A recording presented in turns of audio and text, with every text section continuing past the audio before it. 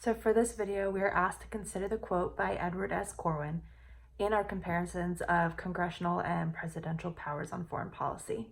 And the quote goes that the Constitution is an invitation to struggle for the privilege of directing American foreign policy. I actually really like that quotation, and I find it extremely accurate in depicting of what comes with such responsibility. Because our system was created with three separate branches and purposely allowed for some overlap, it is natural that there would be times where not everyone agrees and a rise in tension.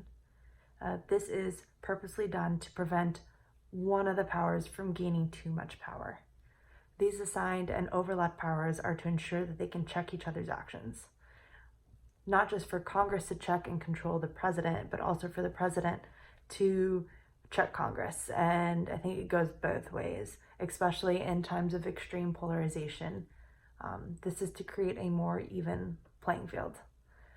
No system is perfect, but this is one put in place to prevent too much power and responsibility to fall on one branch.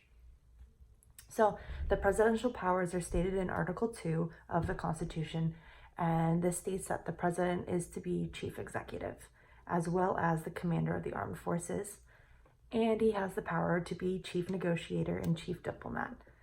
These responsibilities do cover much of foreign policy, or foreign affairs, and yet some aspects of that is meant to be shared by Congress. This is done by assigning Congress a set of responsibilities with the right to change and make laws, and the power to appropriate those funds for those laws. This also gives the right to Congress to provide funds for national defense and when and how they declare a specific war. Like, they have the power to declare war. As the text mentions, they are both written statements on power and also implied powers. This shared control will, like I said, inevitably lead to disagreements when discussions from funds to back up those decisions are split. And I think that was a smart thing on our founding fathers.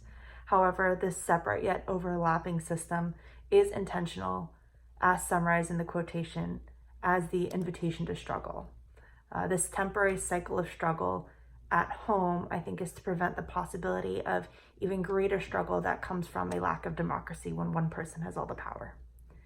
These separate foreign policy responsibilities assigned to each branch and shared allows for the president to be the chief executive while Congress decides what the laws are to be enforced. Another example is that the president can command the armed forces, but Congress has the overall decision whether or not those laws are to be enforced. So whether or not you can actually declare war.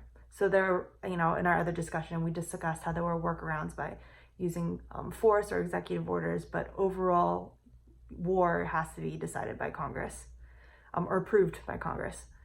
Another example is when the president can, he's the chief negotiator, so he can negotiate on treaties, but Congress is there to give advice and consent.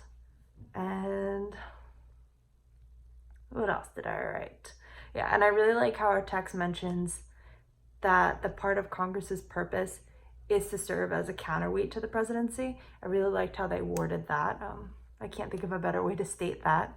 But the tension is purposely built into the system to allow for a more equal and fair government. So that's my analysis of the quote. Hope you guys have a great week. Happy Thanksgiving.